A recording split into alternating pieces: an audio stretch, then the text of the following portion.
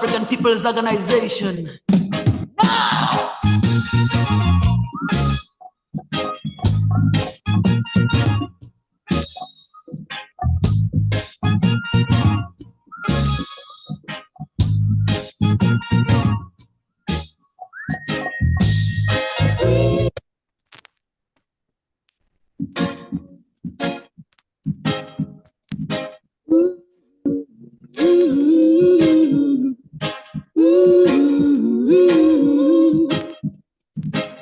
Now we're calling on the African National Council. We're calling on the Southwest African People's Organization. Now!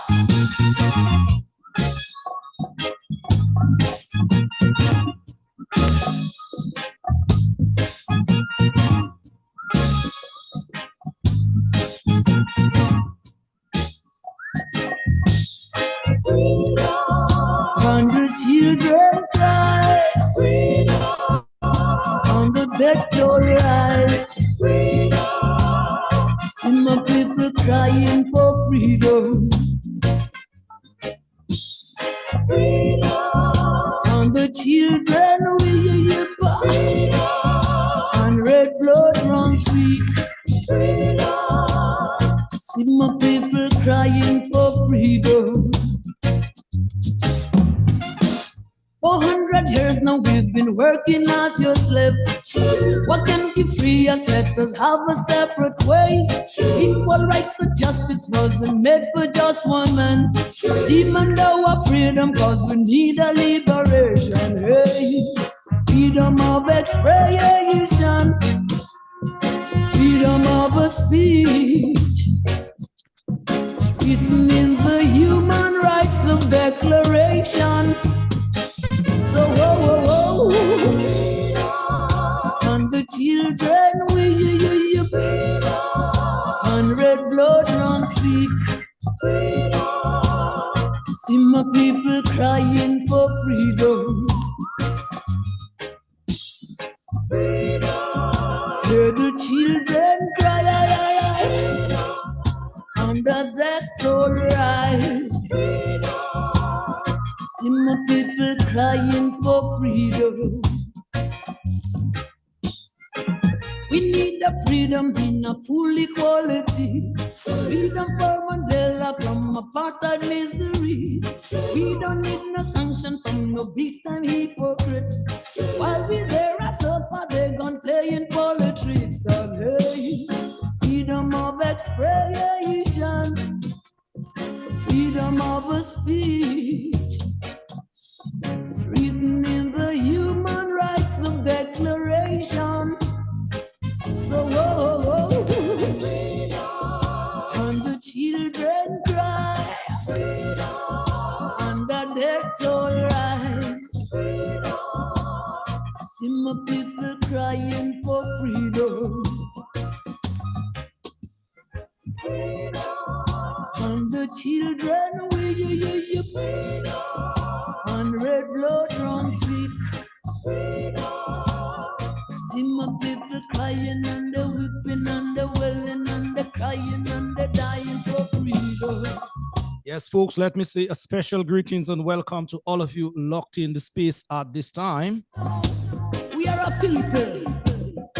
It's about that time, 5 minutes past the hour of 6 o'clock, not just in Dominica, but in the region in which we live. People. And yes, welcome to the Civic Vibes program right here and right now. Just in case, yes, just in case you don't know, yours truly, Loftus Durand. We need a freedom in a full equality. Freedom Will be the navigator, as it were, we don't need helping along with the conversation we're going to have just now with a very erudite brother, Mr. Zed Lloyd. playing for No stranger to us here, no stranger to Dominicans. of expression. A forthright brother, outspoken brother as well. So Zed Lloyd is our guest tonight for tonight's program, talking about low voter turnouts in the elections in our Caribbean region. The children cry. So folks, yes, please share that live. Make someone know that that program is on and they can partake and participate. My people dying for. Let us here at Civic Vibes give kudos to Brother Nasir Fontaine for starting off with this one called Freedom. Mr. Nasir Fontaine, you and your family, guy, wherever you are this time, blessed, and more blessings. He calls this one, I said, freedom. Calling for freedom in all aspects of the word. So no matter where you are this time, if your freedom is curtailed in one way, shape, or form, your brother Nasir Fontaine is calling for your freedom indeed. And does that all right? So all of you already locked into the live, thank you very much for your eyes and ears each and every time. Unfortunately, very unfortunately, Alvin Thomas may not be here with us tonight. I repeat, may not be here with us tonight due to prior engagements. But if I know Alvin Thomas very well, he may be able to sneak out at least for half an hour. Yes.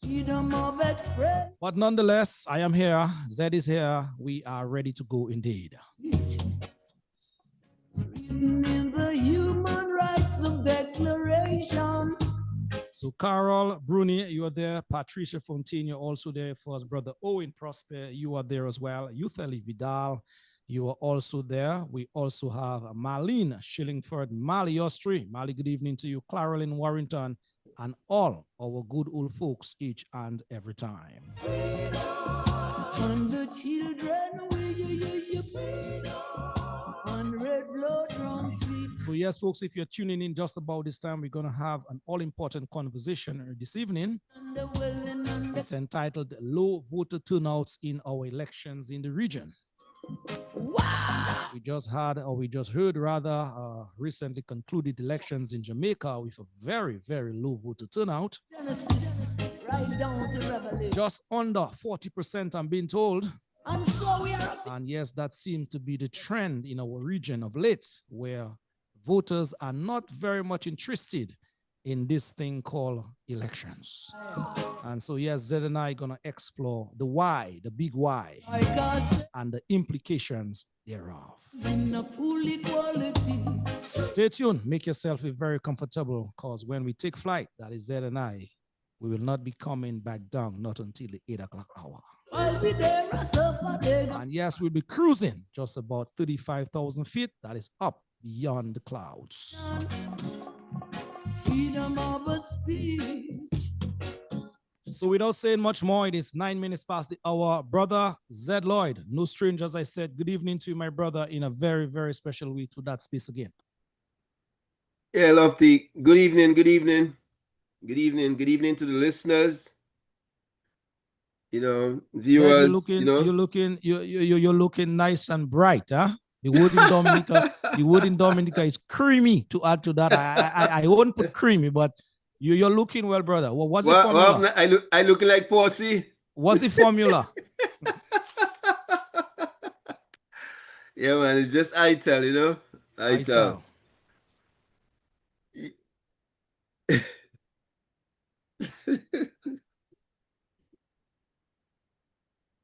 Zed, you said it's just ITEL?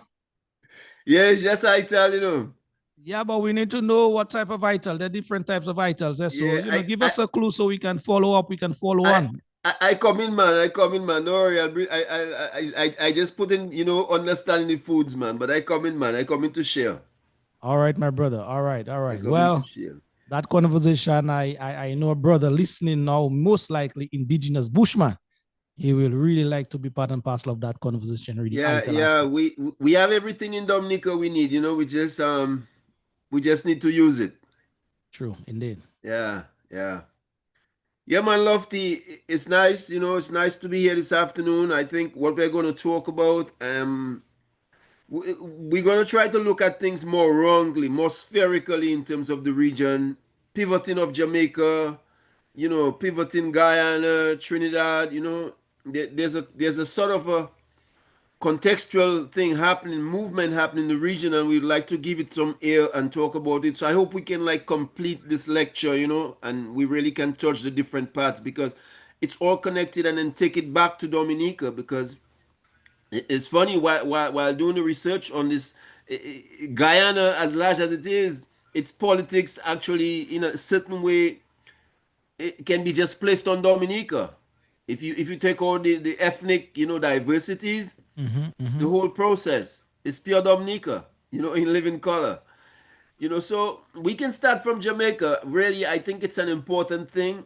The good and the bad. Let's start with why that election took place, Lofty. That election basically was a hurried election, an election organized because you have a prime minister who was under some serious investigation, or who is still under some serious investigation. And I think that election was taken as a means to try to thwart that public dissonance that was beginning to rise in regards to the prime minister and his government and the level of corruption. And so that election was rushed, and that is done across the region. You go to Guyana, the same thing happened.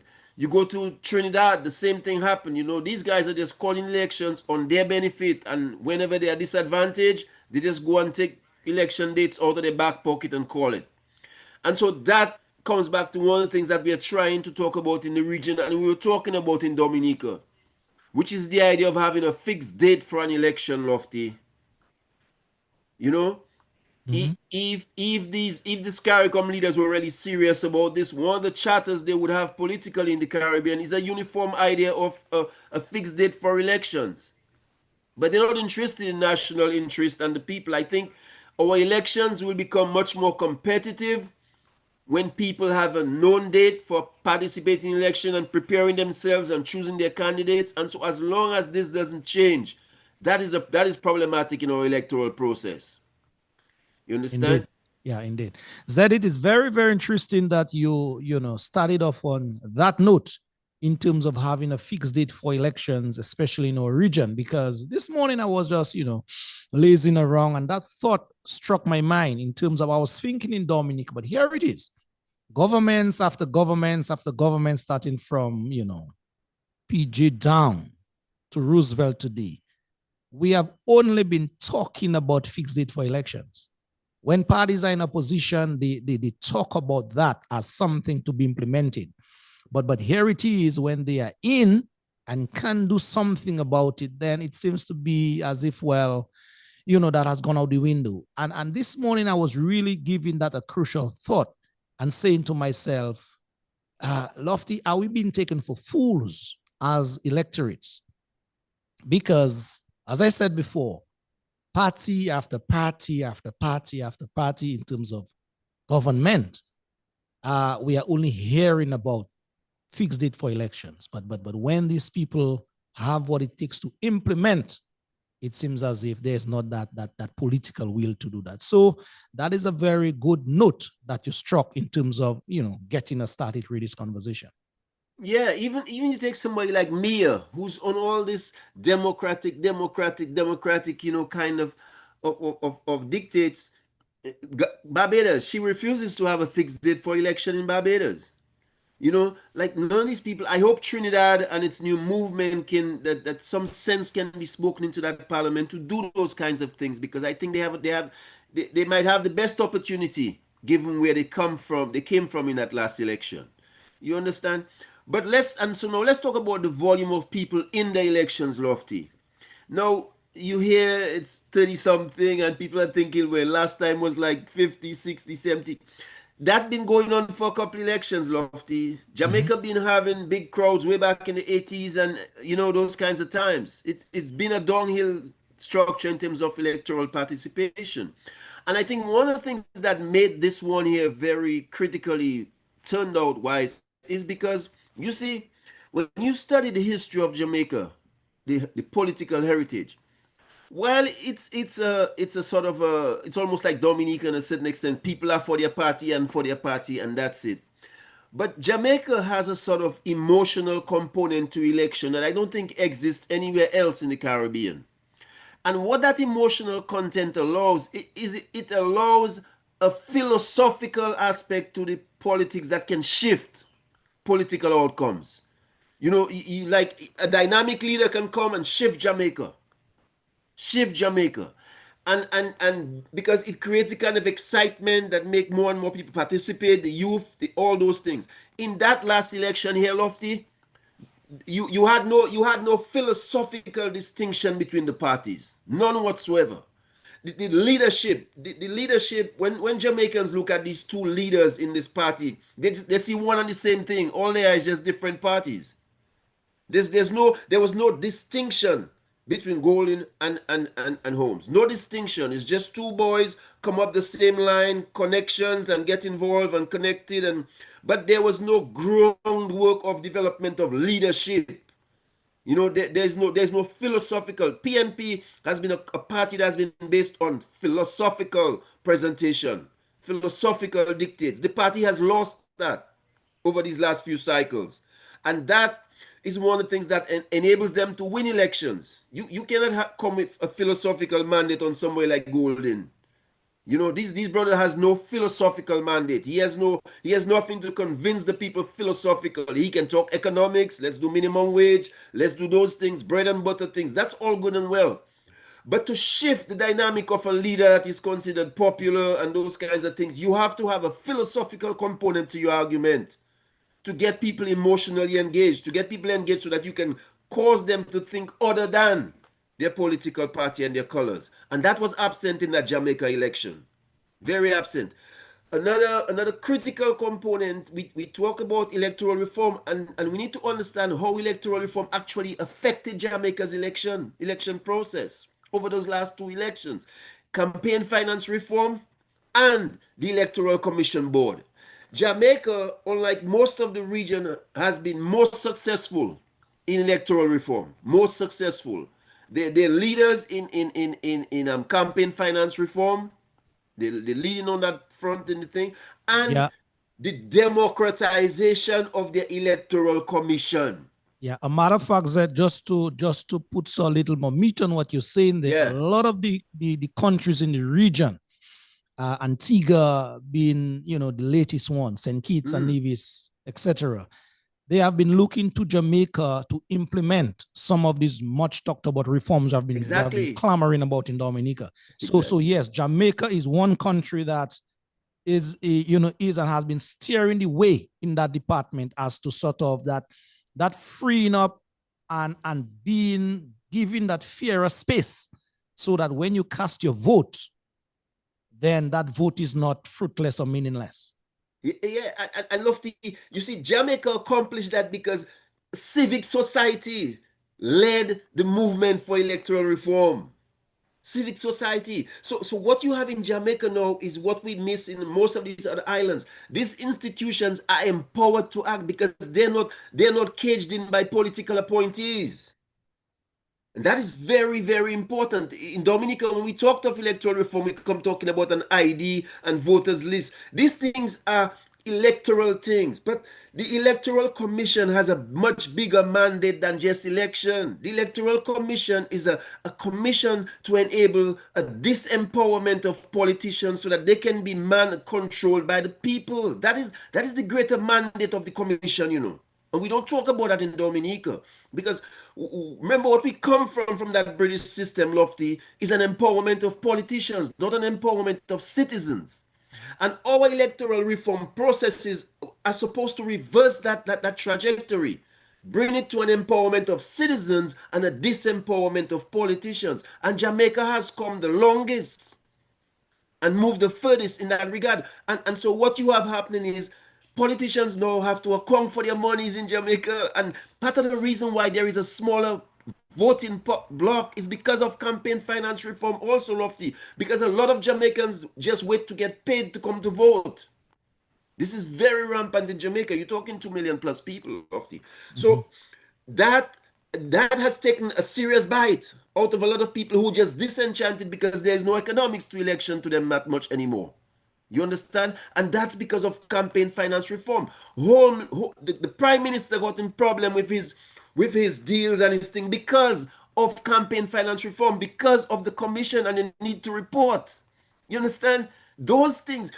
That's just showing you how these fundamental things that our prime minister were totally against are the most fundamental things that can ensure corruption out of politics and a much more balanced electoral process. The critical things, not voter ID card, not those things, real True, true. institutions that are empowered with real power. Mm-hmm. You understand? So, Yeah. so those things we have to take out of Jamaica and really realize we have to implement those things. Yeah. Zed, we're gonna play a clip in Yeah. just a while. You really start on a bang on a high note there. So I know you'll keep it there till 8 o'clock hour. So folks, yes, your duty on the live now is to share that information. Make your friends know that that program is going on, and they too, as I said before, can participate in that program by calling sometime later when we open up those lines to the numbers that will be posted on your screens in just a bit. Zed, in terms of the Jamaica election in particular, we're going to play a clip in just a while, as I said, in terms of a personality giving his idea, his synopsis, whatever he thought of why JLP won that third record, that record third term indeed. But before we go to that clip, whilst doing the preparation for this evening's program, a good friend of mine from Antigua, also following that election as well, that was recently held in Jamaica, sent this to me and said there's much food for thought, and I know you will have some things to say about it. Let me just read what that colleague sent across to me here.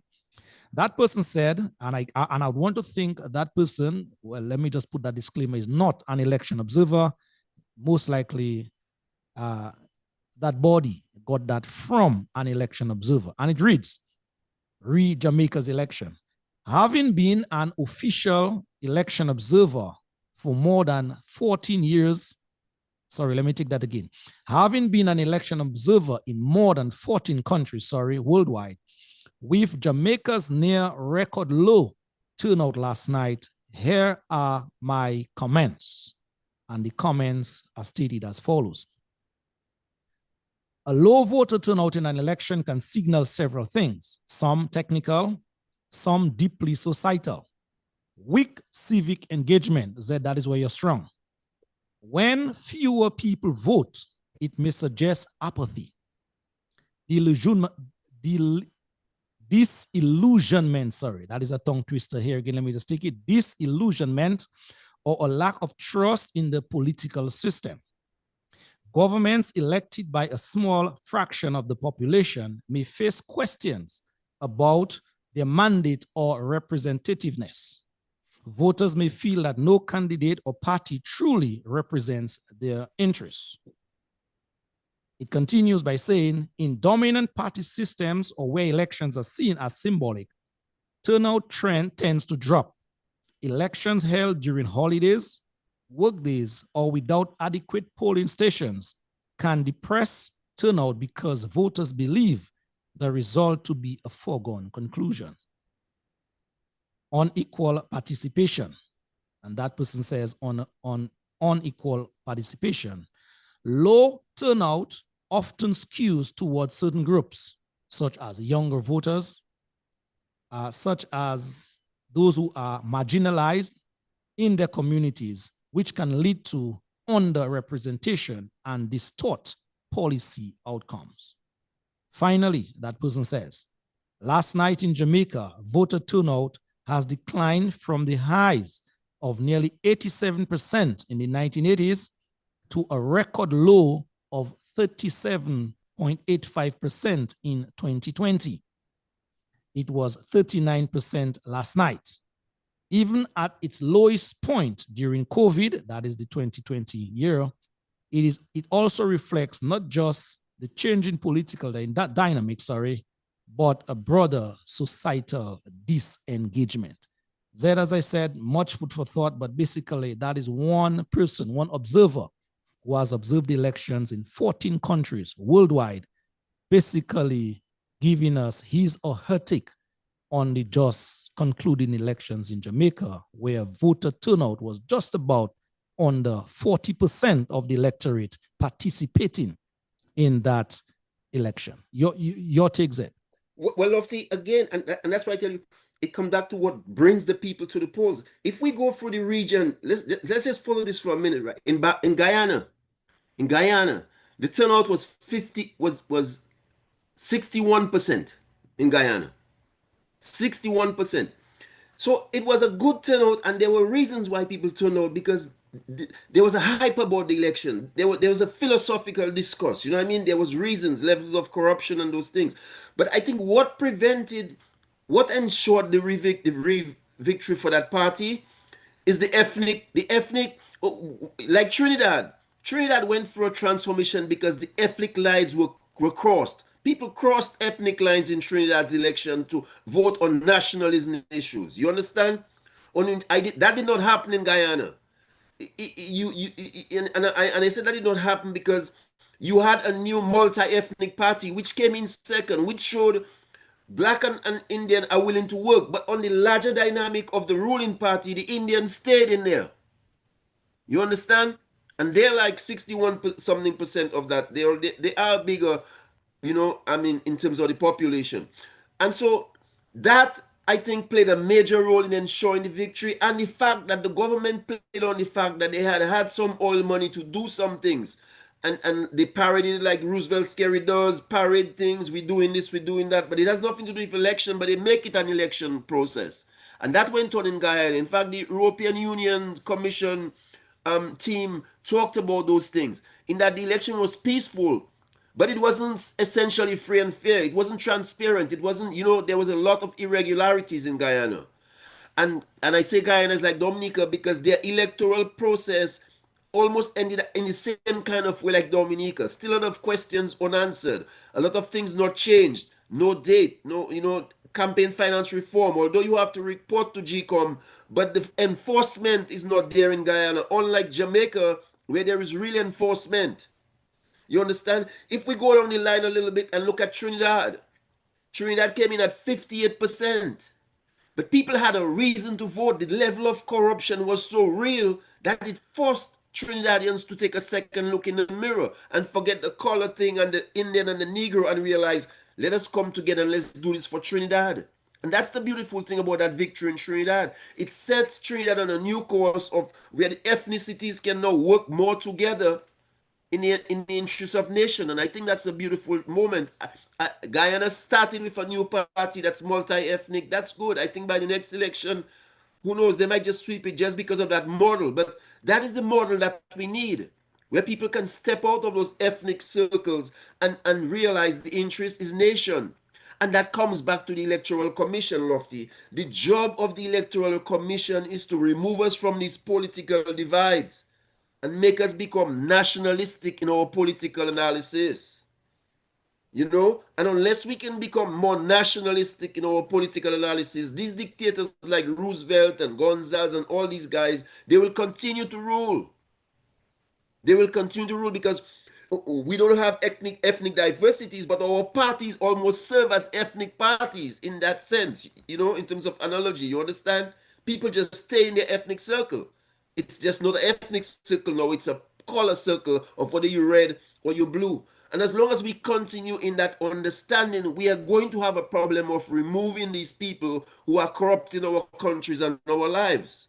You understand? So I think that analysis is very much on point. But if you go to Barbados last election numbers were 41%, Lofty. With all this thing that Mia is talking about, 41%. And Barbados is a highly educated political place. Society, yeah. So the topic for tonight's conversation being the trend of low voter turnouts in the region, we are very much on point. Yes, it's reflecting the corruption. The people are disillusioned with the leadership, Lofty. They are disillusioned with the leadership. And part of the thing is alternatives. Like in Barbados, if the PNP had a more, like I said, somebody with real philosophical strength and character. In Jamaica, you mean, PNP, not Barbados. That election sweep, that election change, That's Jamaica you want to see, not Barbados. Yeah, Jamaica, the PNP. They could that election was they could have had that election if they just had something more with more gravitas at the head of the party. Somebody that is really different from Holden. You know what I mean? Because that even in our home country, Dominica, our last election was held when 6th of December 2022, and the opposition parties boycotted, but on record, 32% of the electorate participated in that sham elections. 32%. Exactly. So even lower than Jamaica in what the majority of Dominicans call a sham, 32%. And if you go through the numbers, from about 20, 25 years back, you've seen that declining trend in Dominica. Every electoral cycle, that interest in participating in election, it keeps dropping and dropping and dropping. And so we have to ask ourselves a question, why? Just why? The people are disillusioned. They know, listen, they know the leadership is not in their interest. They know. And like I tell you, a big part of the fear doctrine in Dominica and places like Maduro in Venezuela and those places, it has a real impact. But you see, if you give the people, when you're in such a situation, what carries you through is a different philosophical approach. It's not just a response and picking somebody and putting someone, and there has to be philosophical differences for you to be able to shift people from one side to the other. It doesn't happen on just bread and butter conversation. They have to feel that that emotional aspect of leadership is critical in those kinds of situations, and Dominica has suffered from that. It has suffered from that. We have not yet found you know what I mean. And I hope Brother Thompson, he's getting there. And you know what I mean. I'm there. It's a team effort. But I'm just saying that he himself has to understand that it takes a much more emphatic approach to change this thing. It's not just facts and figures and numbers. You understand? For you to shift these things in this political climate, you have to go to people's hearts. If you're not touching their hearts, you are not going to create that kind of avalanche that you need to shift a movement like Roosevelt's carried against, even when he can be corrupted. He can be beaten. But you need that philosophical thing, and we can learn that from Jamaica. We can learn that from Jamaica. And we also have to let these people know that we are going to change these laws. Because we cannot work with these electoral laws that Roosevelt carried as enforcing us in Dominica Lofty. We went backward. At least starting with a fixed date for election. We went backward politically, under that whole electoral reform. Backward, into the dark ages, Everybody else is moving into the light. And this reflects what happens in the country, period. We just keep making a sort of backward moves. Look, we're building an airport. An airport is supposed to be a step forward. But the airport is a step backward because we're building an airport in size that we do not need for us, that has no value for us in terms of size and cost and expense. So we develop in expense to build something that the model that is built for is not optimal for us. It's going to be a cost, sort of a, destruction in the future, maintenance and the size of the airports. So all the decisions that this guy keeps making, even when it looks like development, it's still a step backward. Because decisions are not made on the national interest. They're made on selling an individual. And you go across the region, even Gonzalez, who comes and plays Mr. Righteous, is a joker. He's a joker. Here you have a PhD, sound philosophical thing, and you're making those kinds of decisions, supporting Morocco against African countries and all those. I mean, just utter garbage that's going on in the region, bro. Yeah. Utter garbage. True. Zed, all right. Nice. Well said. Well executed so far. It is 6:35. Thank our eyes and ears in terms of the people listening and watching into this conversation here. And we have Jane Bernard, you're locked in, Kenda, Nicholas, Madeline Augustine, Crispin Gregoire. Good evening to you. Guvelma Hambrin, you're also there. Mali Ostri, and a number of folks, Ferdinand Lawrence, Stephanie, John Baptist, Dorian, Dorival. All of you guys are enjoying the program at this time. Please, as I said before, share that live information so that others could participate thereof as well.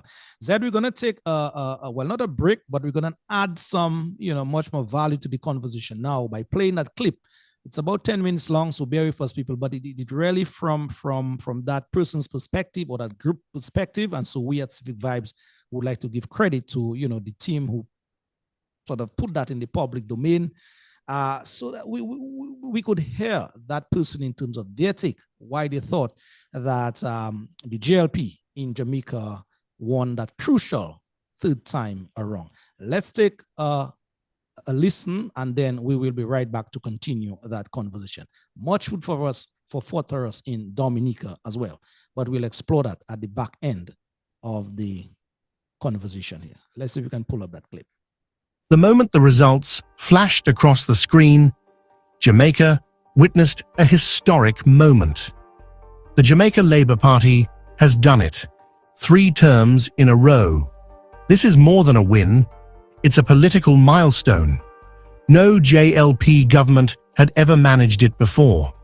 How did they pull off what once seemed impossible? We will break it all down. And before this video ends, we will give you 4 bonus facts about the 2025 election. The campaign that started before the campaign. This victory didn't begin with the stepped-up campaigning after nomination day. It started long before. Andrew Holness and the JLP set their strategy early. They declared, "Our campaign will be about performance." Months before the election, Holness was already standing before the Jamaican diaspora in the United States, telling them, "This election is about what we've done, not just what we plan to do." And in his budget debate in March 2025, Holness dropped his campaign theme, "Choose Jamaica." That early declaration mattered. While the JLP was busy laying out its record, the PNP held back. They refused to release their manifesto until the JLP did. In fact, the JLP didn't release its manifesto until 10 days before the election. That hesitation by the PNP to share their plans with Jamaicans early cost them. The JLP filled the airwaves with progress reports, and by the time the PNP responded, the story of achievement was already locked into the minds of voters. Social media, where the battle was won. Elections are no longer won in town squares. They are won on phone screens. The JLP dominated social media, turning YouTube, Facebook, Instagram, and TikTok into daily campaign billboards. Videos of Holness in the communities, graphics showing falling unemployment, and infographics on crime reduction. They were everywhere. Meanwhile, the PNP was almost invisible online. Their content was scattered, inconsistent, and lacked energy. Worse, different PNP spokespeople gave conflicting messages, leaving Jamaicans, including their supporters, confused. In an election where attention is currency, the JLP was rich and the PNP was broke. During the campaign period, some undecided voters admitted they were swayed by what they kept seeing online. The JLP's digital dominance wasn't just noise. It helped to convert some likes into votes. And every vote matters. The Holness factor. But this wasn't just about the party. It was about the man at the center of it all, Andrew Holness. For nearly a decade as Prime Minister, he became the steady hand on the wheel.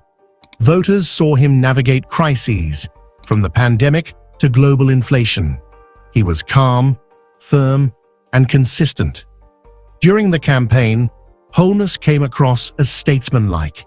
His tone was measured, his vision clear. By contrast, Mark Golding struggled to inspire. His intelligence wasn't in doubt, but too often he sounded like he was only criticizing, not offering a compelling alternative. The PNP failed to sell their plan.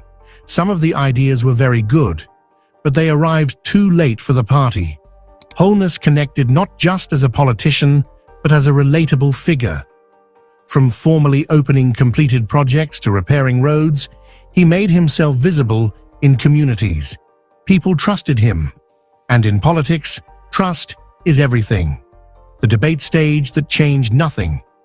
The campaign also featured 3 nationally televised debates hosted by the Independent Jamaica Debates Commission, with the final showdown between Andrew Holness and Mark Golding taking place on August 28, 2025. For the PNP, this was supposed to be their moment to regain ground. And to be fair, their performances were decent. Golding landed some points, and his team presented solid arguments in the social issues and economic debates. But by then, most Jamaicans had already made up their minds. The JLP's achievements and early messaging had locked in support long before the debates began. Nothing said on stage could spark a dramatic shift in voter sentiment. The debates became more of a formality than a turning point. Watched with interest, yes, but with the outcome already sealed in the hearts of the majority. Performance beats promises. This election was not about lofty promises. It was about the results Jamaicans could feel. And for the first time in decades, those results were undeniable. Unemployment is at a record low. Poverty is at record lows. Debt is under control. Inflation is stable. And perhaps most shocking, murders down by 40%, the steepest drop in nearly 30 years. These weren't abstract numbers. Families felt safer walking home at night. More people were working. Grocery prices were high, but many were able to cope a little more affordably. Electricity costs are a burden to all, including businesses. But the JLP has proposed a solution to bring those costs to manageable levels.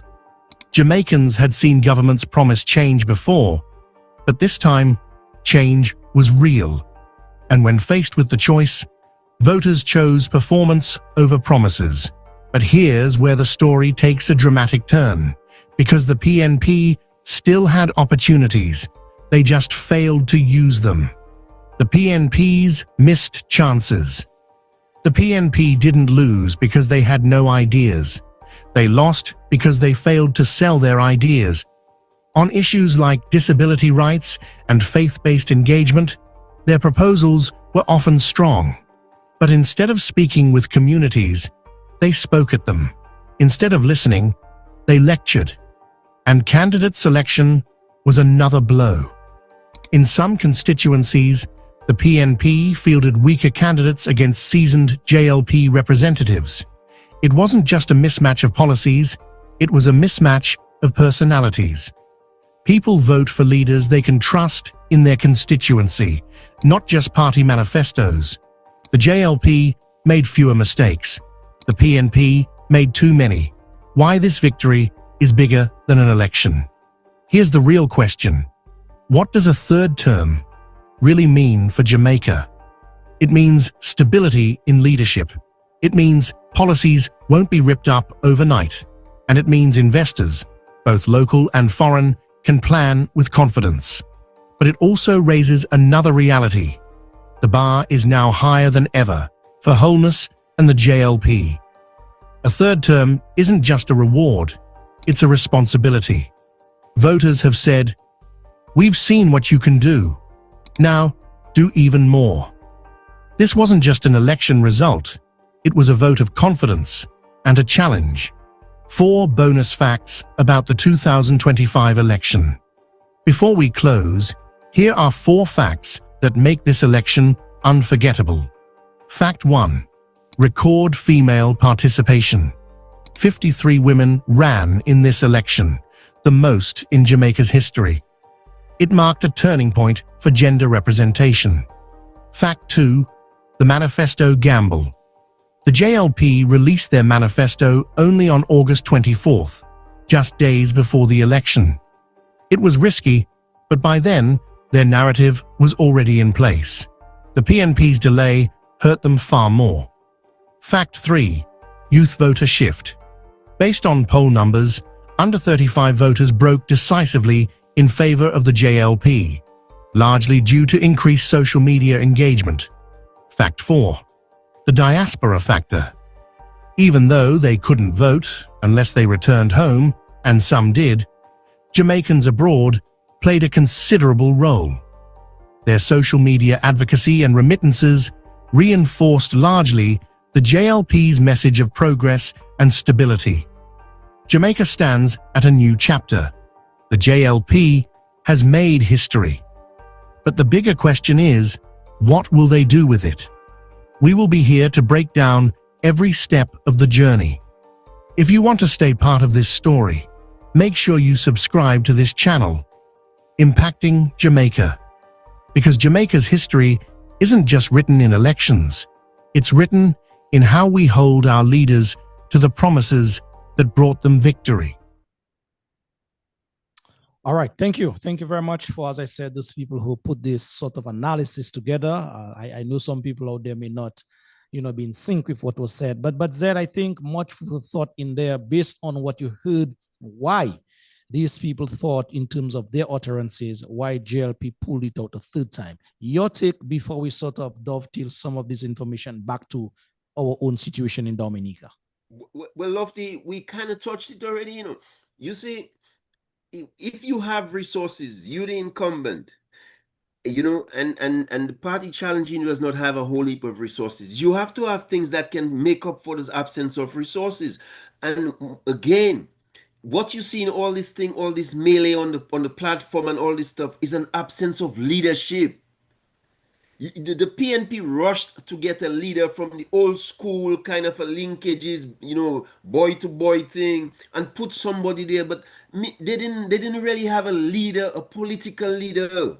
They did not have a song philosophical message, even with the song bites, the way that they were disjointed, because they did not have a political process that was fully matured and ready for that election. Again, like I say, when the prime minister can just call out the election out of his back pocket, that's a disadvantage. It doesn't give you time to prepare. That's one of the things that is critical there also. The PNP is caught off guard. You never know when election is going to take place. But the fact is, if they had a leader with sound philosophical leanings that could speak to the people, even the social media situations could have been overcome, because Jamaicans, by and large, man, there's intelligent people, but it's in a large measure, it's still a very literate society to a large extent. And so that's where the philosophical presentation matters. That's that leadership matters. And I think PNP just did not have the kind of leader that it needs to be able to climb that hill to remove holes from power in Jamaica.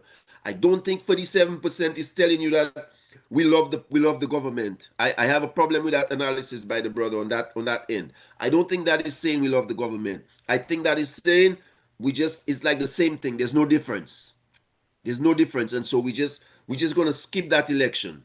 And I think in large measure, that's what the people did. Also, the diaspora aspect, very critical, that we can touch for a minute before you move to where you're going. You see, because of the transformations in the Jamaican electoral process, these people have to buy their ticket and go home. They have to be registered. They have to meet residency requirements. They have to, all those just things that we were asking for that we didn't get, Lofty. You understand? So they cannot buy tickets for them people anymore right now because of the campaign finance reform. The whole money thing is an issue. You understand? Another critical thing that we do not talk about, Lofty, is the ruling class in those societies and the impact they have on election. In Jamaica is no different than Dominica. There's a mulatto Syrian class that controls the society. When you come as a political party talking about things like raising the minimum wage and all those things, what ends up happening is these people end up financing the incumbents so that those things cannot pass. So there's that big factor, that money that comes in from that segment of the society, and it happens in Dominica. You understand? These Nasifs and these Astafans and these people have been funding governments that not progressive towards empowerment of the poor and the broader society. So those kinds of things, we have to address and speak to. We look at us. We're not traders, Lofty. And what's our economy in the Caribbean? Traders. And we're not traders. Why do we have a trading economy? Because we have a bunch of traders from a trading heritage in Syria and those places that control our economies. You understand? So these people are also a big factor in how elections happen and the results of elections. And we never talk about these things, but they're fundamentally important in the results we have at election time. You see? I agree with you. Zed. Zed, in terms of some of the utterances there, right? One person is asking via a WhatsApp message that, and I would, I would want your answer, your response in that regard. With all the boast of the organization that JLP touted about in this video, why they pulled up the third win this time around. Why was the voter turnout so low this time around, you think? Like I tell you, bro, Jamaica was ripe for a change of government. This guy, I know this guy's glossing over a lot of things, but you, Lofty, remember, 15 seats shifted, 15 seats, and those seats shifted on what? On corruption. On corruption. Remember what the results are, 34-29, Lofty. 34-29, It's not, it's not like, go, this guy come and get some landslide, A low turnout, and the results are 34-29, Lofty. Think of that. That was the PNP's election to win. Like I tell you, the problem was they did not have a convincing presentation of message because they did not have a sound philosophy. The history of the PNP, its moments of record turnout and winnings in Jamaica is when its leadership is sound philosophically. Philosophically sound. And that was what was missing in that election for the PNP. They did not have a convincing leadership. A lot of song bites, people disagreeing, whatever. Because there is no philosophical conversation amongst the party. That is Dominica too, in large measure, over the last 15, 20 years, as progressive as the opposition has been. There has been an absence of philosophy.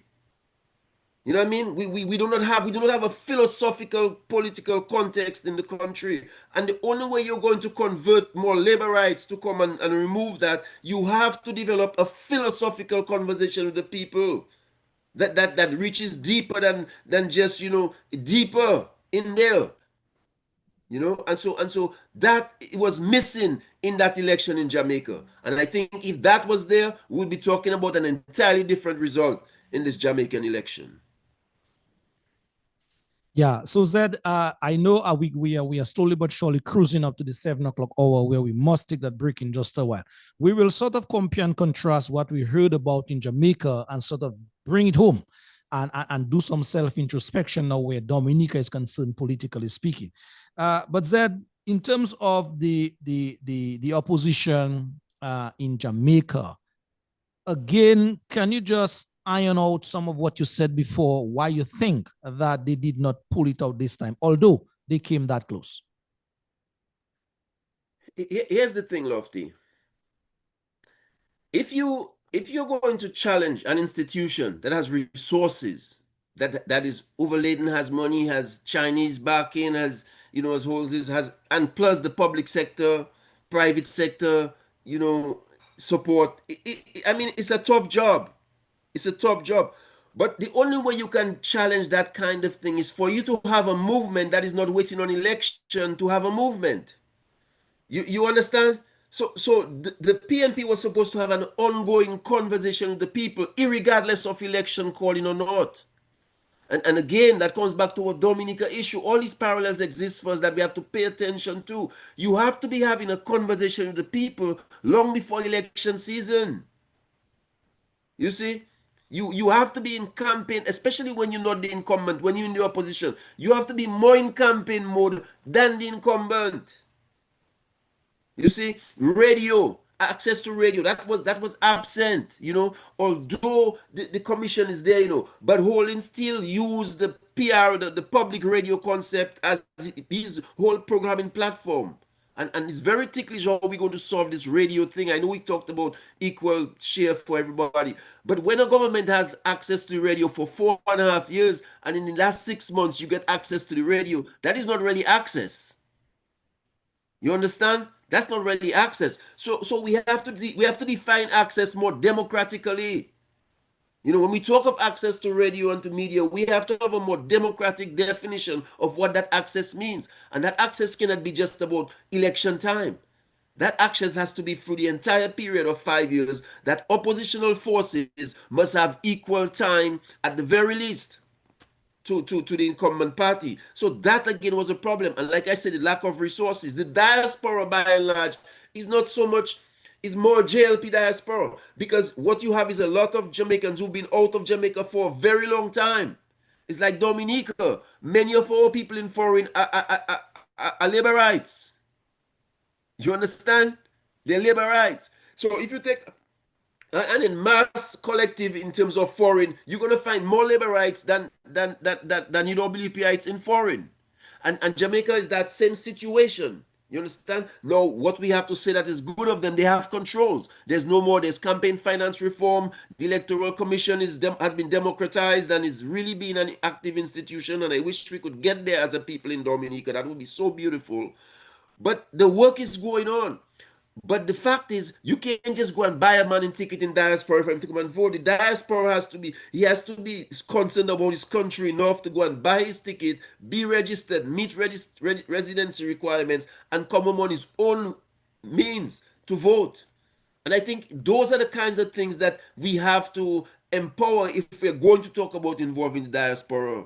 You know, because there's more than 2 million people of Jamaicans outside of Jamaica.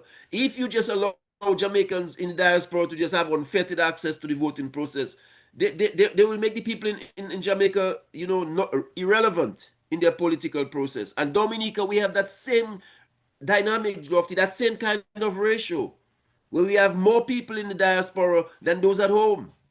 And if we do not organize this thing in a manner that protects that local vote, the local vote will soon become irrelevant in our electoral process.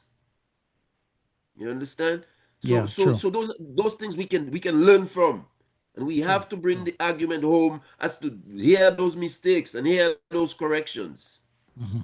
Zed, as we're about to take that break, let me just sort of spit out some numbers, as it were, so that we could digest on them after the break, sort of dovetailing that conversation now to our own situation in Dominica. Yeah. In terms of the voter turnouts throughout the elections now in Dominica, we're talking about. In 2000, the year 2000, the research says we had just about 61% of those people eligible to vote participated. That is 61% in 2000. In the year 2005, we had just about 58% of the people participating. 2009, 60%. 2014, 57.3%. 2019, 53%. And lo and behold, 2022, which to me was not an election, it was a heist. It was 32% indeed. Again, let me just repeat those numbers in terms of the voter turnouts, which we have been seeing on a decline in Dominica over the past 5 or so electoral cycles. In 2000, the year 2000, we had about 61%, 2005, 58%, 2009, 60%, 2014, 57.3%, 2019, 53%, and 2022, 32% of the people participated in the election. So Zed, we're just on that mark here, the midterm mark. We're going to take that all-important break. We'll be right back with the conversation indeed. All right. All right, folks, thank you very much. So far, so good. It is 7 o'clock again. Mr. Alvin Thomas is not here with us tonight.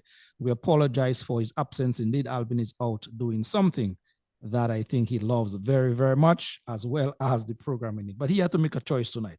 So Alvin, I know you're listening. Thank you, my brother, for your eyes and ears each and every time. All those of you who are on this live tonight here with us. Let's do this one. We'll be right back in just a bit. Let's do this one. All of those of you as well on our YouTube, thank you for your eyes and ears.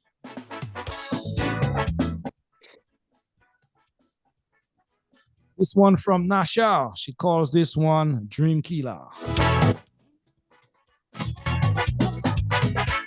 Boy, once I had a dream.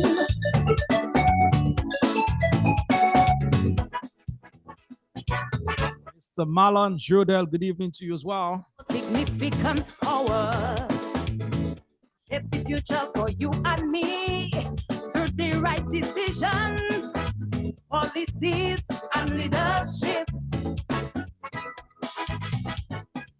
They can either empower the young people, create barriers that will stifle our ambition, and potential to be the best we can be.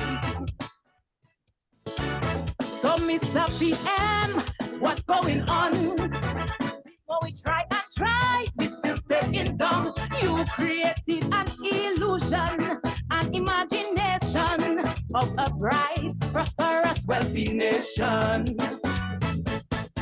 Some call you a mama Gaia, I call you a heartbreaker and a dream killer. We had plenty hope, but now we can't cope. You're a dream killer. Folks, if you're just tuning in at this time, you missed an hour. Help while you busy gaining wealth. You're a dream killer. But they say it's rather late than never, so welcome on board. Small money, you're a dream killer. We're talking to the man, brother Zed Lloyd. And a lot of things we believed in you.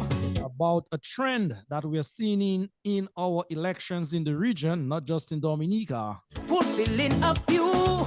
Where the voters, the people that really matter, they are becoming less and less interested in the process. We have a dream. So the big question, the multi-million-dollar question is just why? And have a dream. And more importantly, what can be done to rectify that issue? So many sent overseas to study, especially those who support the party. Them workers were blue bags that their parents gave you the X. But every time Felicia come on Facebook Live, the thing she exposing makes me want to cry. And I wonder why you acting so sly and how my fears getting by. They say a promise is a comfort to a fool. Some cannot graduate, you don't pay the school. All we hear is excuses and more promises, while the students down on their knees.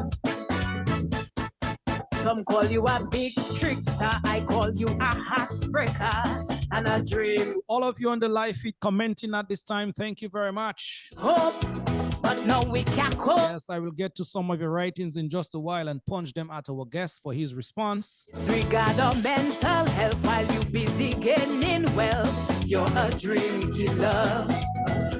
Yes, the two numbers on your screen as we speak, 245-2396-615-9470. Dream killer. These are the two numbers to get your voice into the conversation. Things we believed in you. Now our life passing by, nothing coming through. It is so embarrassing while you there smiling. The debts are grumbling, the college waiting. Hey. Oh, a very powerful voice indeed, Miss Walsh. That song made the wrongs, huh? A dream. It is still as powerful today. Dream killer. With hard work and determination, we can reach our destination through access to capital, education, and mentorship. But consider yourself as a young man, stuck in the cycle of stagnation, where corruption creates limitations and overwhelming sense of frustration. Every day he faces the harsh reality. He cannot provide for his family, losing his dignity and his sanity while still waiting for his opportunity. Some call you a blood sucker, I call you a heartbreaker and a dream killer. We had plenty hope, but no, we can't cope. You're a dream killer. Disregard of mental health while you busy gaining wealth. You're a dream killer.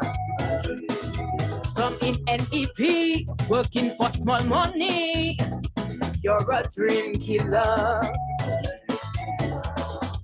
You present a lot of things. We believed in you. Yeah, she calls this one Dream Killer. Indeed, 5 minutes past the hour of 7 o'clock in Dominica. And run will run. The 7th of September in the PM, huh? Election day to get updated. Those on the YouTube, thank you very much. Catherine Fontaine, you're there.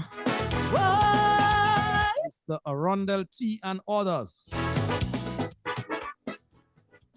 We're hoping to have a conversation sometime next week if the good Lord provides, huh?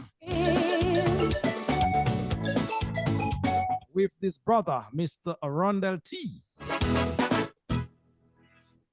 Yes, so sometime next week, Mr. Arundel Thomas, most likely, there's a strong possibility that he should be in the house with us with a conversation about Dominica. Folks, yes, we are back indeed. Welcome back. It is 6 minutes past 7 o'clock in Dominica. Zed, before the break, I gave out some numbers. Let me just repeat it for those who are tuning in now, and then you will chime in as to your thoughts, really decline in terms of voters participating in our elections now in Dominica. Let us bring the conversation home now. In the year 2000, you remember that Rosie factor, 61% of the electorate participated. In 2005, when Roosevelt basically ushered on the scene, when Pierre Charles and Rosie Douglas passed suddenly, 58% of the people participated there. In 2009, it was a little step up in terms of the participation, 60%, went back down in 2014 to 57.3%, 2009 declined again 53%, and we had an all-time low in 22 of 32%. Zed, your thoughts?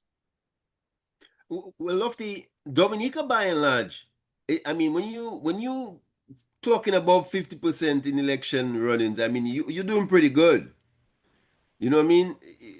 You'd had them 70s and 80s way back where you had 70% and those things. But in this current climate, if you're doing 50 some things and those things, you're in excellent territory. You know what I'm saying? But here's what you see, Lofty. One of the things we can learn from numbers is it tells you the tussle that's going on between opposition and planning. From 2005 to 2019, bro, was one of the most intense periods of choices and chances in Dominica politically, you know. If you really look at it, you almost mirror to that Lennox era where you rise and you peak and then, you know, you level off, you know. So part of the thing of numbers in voting also reflects the interest that the people have in who is there, the tussle, although we didn't have debates, but you know Dominica was alive, the diaspora was alive from like 2009 to 2018 to 19. The place was on fire politically. You understand, Lofty? And that's what the numbers reflecting. The place was on fire, and there was an excitement about electoral processes. But where have we come now? We've come to an unexciting place. We don't even talk. If you take off Matt and you take off Kyrie, the diaspora is dead politically. You check Facebook, there is nothing really progressive taking place. Seriously, you know, you in Civic Vibes on some, I'm not Civic Vibes, but Concerned Citizens on a blog. Yeah, people are typing their fingers, but there is nothing active politically happening in the country. You know, I applaud Thompson and his efforts and the UWP, but it could be more. We could be seeing more than Thompson. You know, it's like, you know, it's just people need to understand, Lofty. For you to build excitement into a political process, the person who is not the incumbent has to be 24/7 on an electoral mission. 24/7. And in Dominica and these places, we developed a kind of understanding is when the bell calls, we get inactive. That cannot work. And if these guys are waiting for the bell to be called before they present people to Dominicans, it wouldn't work. It wouldn't work. There has to be a relationship that creates excitement in these constituencies, the choices of people that you choose. And PNP in Jamaica suffered from that in this election right there, because this was an election to win. The level of corruption, the proofs, the documentation by Electoral Commission, the charges, the situations, those are not propaganda. These are real things. Real things. You understand? And so, Lofty, We have those numbers are numbers to teach us that if you engage in a real active political process, you bring excitement to the process, you are going to change the numbers at the polls. And the person that can change the numbers the most at the polls is the opposition.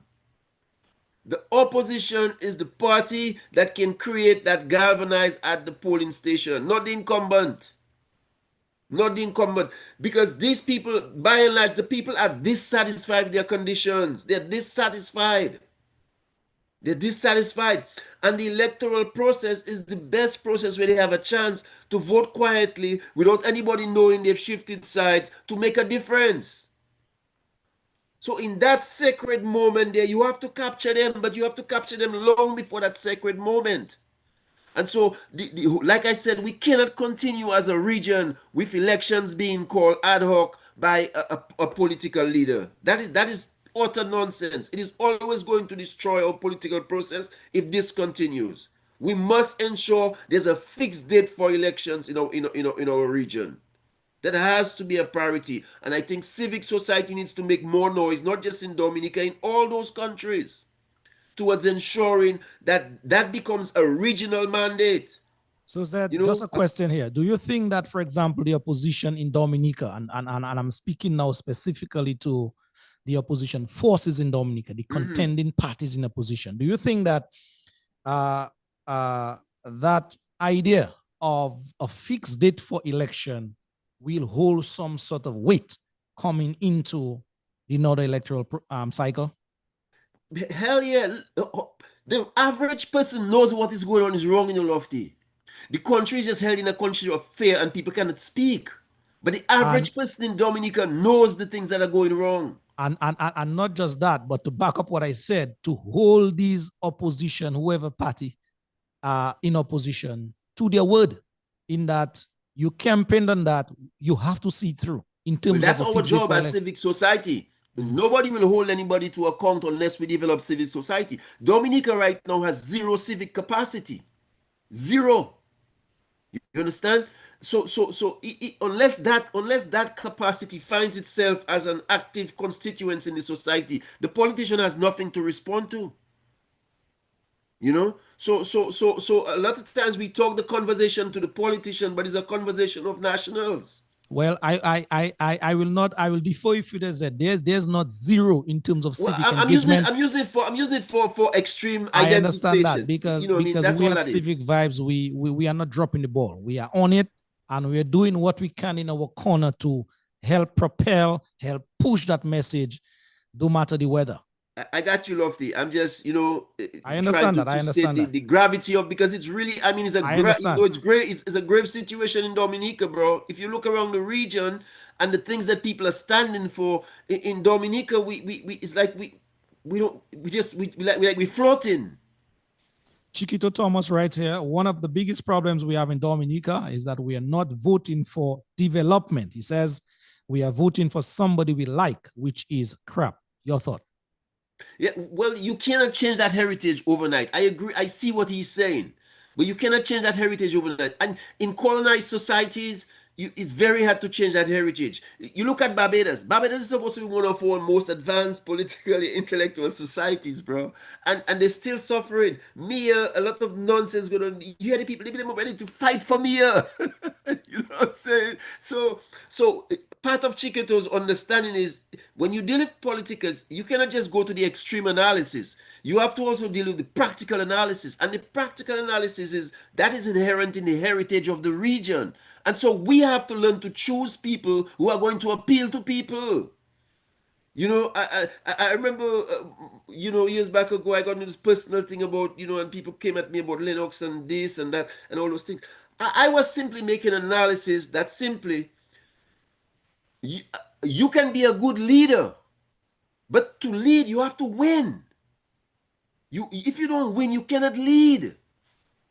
And if the amount of work it takes to bring you to win is just an enormous mountain, we have to find a shorter mountain to win. So it's not personal, and we always personalize everything in Dominica, but we have to start making decisions based on the least path of resistance to win. We must make those decisions. And so we have to start choosing people politically that have a relationship in their constituents, have a relationship with their constituency, have a relationship with the people. It's not just a political platform. It has to transcend the political platform. And we have not been making choices about people who are really connected to the constituents and the constituency. Alvin, can you please turn off your mic? Yeah. Go ahead, Amzed. Sorry, man. You understand? So it's not just thinking it from the government point of view. It's from the fact that the opposition has to be making better choices. True. Better choices. Zed, stick up in there, please. I suspect Alvin is here. He wants to say a hi and hello. Welcome, brother. Maybe welcome. For 3 to 5 minutes. Alvin, we know you cannot miss. See, you know that. There you know, for a little while. You know, Lofty, you know that. You know that. welcome. Yeah. How you doing, my brother Zed? I'm good. Join in. Well, I kind of late, but I just, Yeah, man, join in and say, a pleasant good afternoon. A good conversation, I must say. I didn't hear the start, but I think the conversation we're having is a conversation that needs to be had. And we just have to keep plugging in there, keep talking and keep raising the issues, because I think they're important to be raised. So good vibes, as they say, good vibes. Yeah, well, Alvin, it comes back to the work the ERC has been doing, and folks like you and Bosso and all the others, it's important work, and I want to applaud you guys, I've been in there myself, but I want to applaud the team because it's very hard. It's very hard to work politically in Dominica right now. It's very hard. It's a difficult climate. Absolutely. It's a difficult climate. And so the few soldiers who are holding the rail and really trying to keep something plugging in, we have to give respect and we have to give honor because Absolutely. it's a tough job. It's a tough job, but I don't think it's impossible.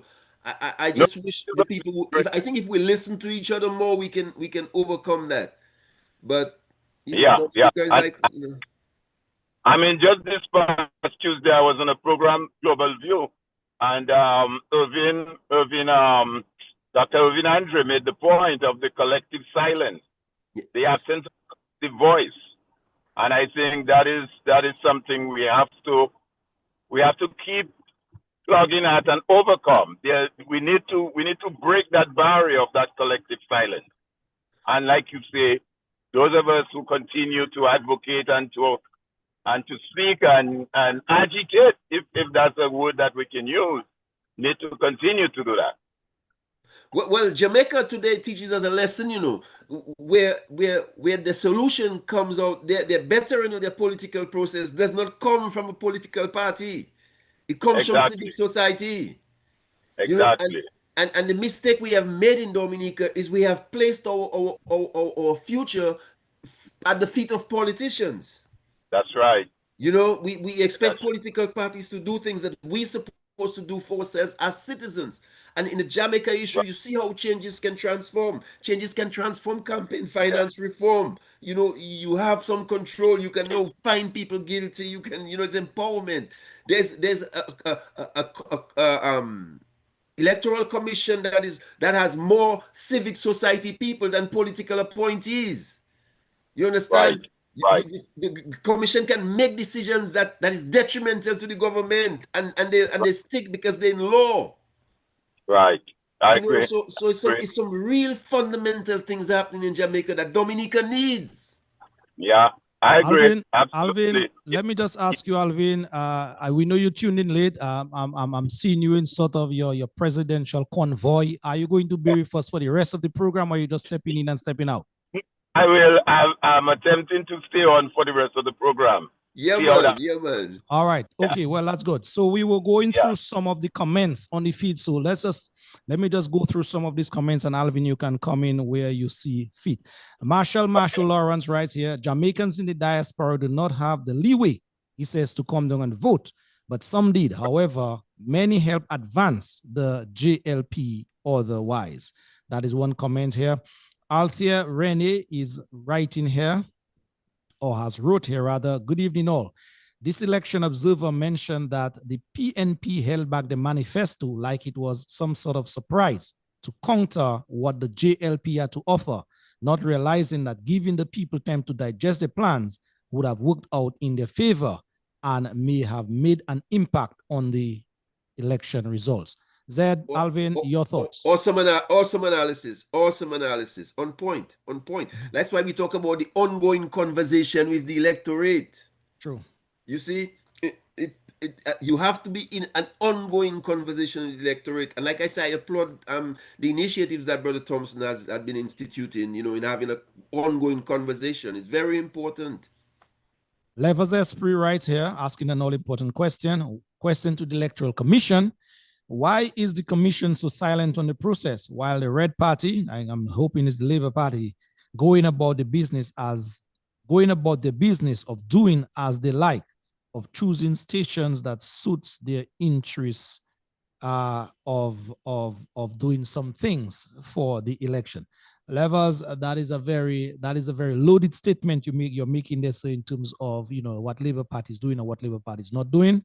We at Civic Vibes, we cannot vouch for your words here, and so I will curtail the tail end of your question in it. But Zed, the question in principle, why is the Electoral Commission to start on that?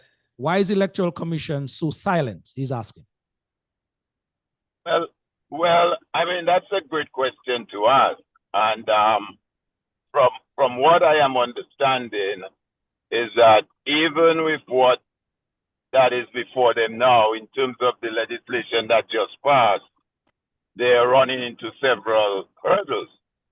And it's unfortunate that that is happening because given the fact that we had our concerns as it related to the involvement of, what's his name, Sir Dennis Byron.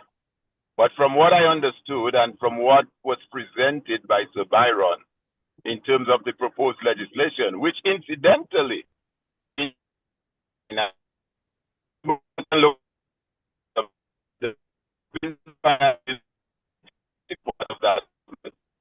are now faced with that problem of possibly not being able to implement, and much is not being said about it. But the commission has been extremely silent, and that is dangerous because again, the Constitution speaks quite adequately as to who is responsible for managing, organizing, and doing anything as it relates to general election. And the fact that we have a situation where another political party, that being the Dominica Labour Party, their fingerprints so much on the electoral process, it's dangerous. I mean, I don't know to what extent in terms of the discussions that you have, the conversation that I've had prior to I coming on board, but we saw what happened in Guyana. The EU just submitted a report on the Guyana election, which is a damning report in terms of we talked about it. In financing situation and the extent to which state funds were being used in the election. And then, of course, as it relates to Jamaica, and while I agree with the point Zed made as it is related to the fact that the people of Jamaica, to some extent, are involved in the process, you had a voter turnout of 39 point something percent. 39 point something percent. Now, clearly, that doesn't speak too good of civic engagement, civic participation, democracy, and people. While it's true that there may have been that commission functioning a little better than what obtains in Dominica, but the fact that you had 37, less than 40%, it means 60% or so of the persons who were eligible to vote did not vote in the election. The turnout was 39.3 thereabout percent. So in the persons who were qualified to vote, who should have voted, 60%. So you take 100. Out of that 100, 39 people showed up to vote. Another 61 person thereabout say, I am voting or I'm not interested, or that doesn't interest me. That I think is extremely dangerous for democracy and the electoral process in the region. Well, Alvin, we have to come to the reasons, to the reasons. You know, a big part of the electoral process was the people didn't really feel a choice. There's really not that much choice between Holden and Gordon. Yeah, I'm 100% on agreement with you that having made that statement that I made, the question remains now, why did that happen? And you're right. Yeah. It's not much of a difference between the two. And some people might have said, well, it is what it is. Whether I vote for this one or that one, it doesn't make a difference. Or the people might say, boy, I'm there in my Guai, going through my Guai. I don't really care about this election thing. I don't care about that. So there could be a number of reasons. But you are right. We need to dig deep and find out what is the underlying reason for that. And I'll tell you one thing before I just end. Dominica is no different. Because exactly. I remember Dr. Liverpool, the former president of Dominica, Nick Liverpool, he issued one of his address to Parliament many years ago, and that's something we can revisit. Made that same reference. In the 80s, he referenced the fact that our voter turnout in Dominica was in the 70s, 80%, 70%. And the last several elections we've had, I don't think it was a good 45%, if my memory serves me correct. So it's a trend in the region that we have to really dig into and ask the question. And herein comes now, and herein lies the role of organizations like Civic Vibes, the trade unions, the church civic organization, business sectors, to become more engaged, to get more engaged, the young people get more engaged, so people understand what is the significance of an election and the election process. So this is something our forefathers fought for. They didn't just get it on a platter. The right to vote wasn't something that was just given to us, black folks. Our forefathers had to fight for it. Folks lose their life for it. They shed blood for it to get that right to vote. And if today now we do not understand the significance of that right, then it is something we have to find a way to address. Well, right, check this out, Alvin. Check this out, Lofty. Let me just extend that. Lofty, Alvin, check this out. When we look at all the data and we go over the years and we check the people and we think of those elections and really analyze them, you know what is the common thing? It is the alternate choice that brings out the people, Alvin. You find those peaks whenever there is leadership that comes and engages the people and creates a buzz and sets excitement to the electoral process. The numbers at the polls shoot up. It's not the incumbent that brings the maximum to the political fold. It is the choice, the alternate choice, that has the biggest impact on crowds at election processes. True. And so we talk about the incumbent and their corruption and all those things, but a lot of our failures are our alternate choices. So you're saying that is a weak point there, Zed. Point made. Yes, point taken. we have to start realizing that is a big factor in the electoral process. Whether the guy is corrupted or not, the choices that we give the people are one of the biggest factors in that election involvement. No, all right, Zed, thank you. Back to the live feed. Alvin, let's just continue on the live feed because, we are on there and time is slowly but surely running out. Gerald Vital writes here, our solution to the dilemma of the electoral reform and unfair elections in Dominica is identifying the common enemy, which is the Dominica Labour Party government. Its failure or its failed political philosophy and socioeconomic dispensation. This DLP's governance results in high youth unemployment, underemployment, and economic stagnation. He writes, and judicial breakdown. We need to supply them, as Zed was alluding to earlier, with a better people-oriented leadership. Alden, your thoughts, Zed, your thoughts based on Mr. Vital's comment? Yeah, well, I think Alvin can touch that. I've touched that a few times for the night, you know what I mean? Because it is pivotal, you know, it is pivotal. It is, I think the most critical factor in removing any dictatorship is your choice of opposition leader. Who you choose to be that opposition leader is very critical to removing a despotic leadership. Alvin, you can take it from there. I agree with that again. I think you are spot on with that. But I will add further, though, quite apart, and that comment by the viewer is right.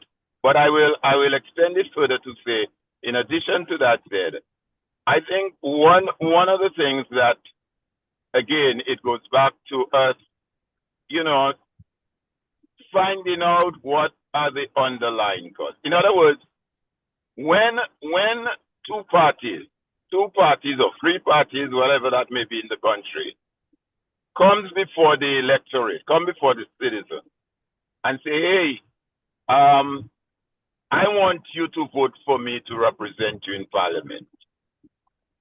It quite apart from the choice that Zed made reference to, the question remains, what is it?